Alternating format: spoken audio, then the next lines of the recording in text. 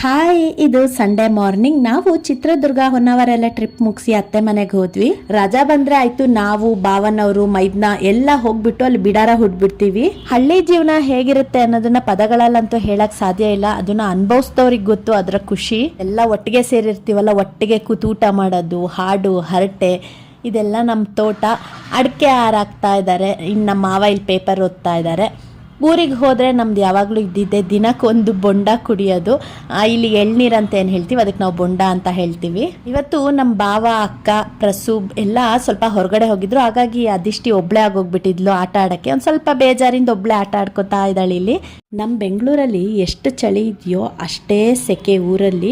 Body ಅವಾಗವಾಗ dehydrate ಆಗ್ತಾನೆ ಇರುತ್ತೆ. ಅದಕ್ಕೆ ನೀರು ಕುಡಿಯೋದು ಇಲ್ಲ ಮಜ್ಜಿಗೆ ಕುಡಿಯೋದು ಮಾಡ್ತಾನೆ ಇರ್ತೀವಿ. ಒಂದು ಸ್ವಲ್ಪ ರೀಲ್ಸ್ ಸಹ ಮಾಡ್ಕೊಂಡ್ವಿ.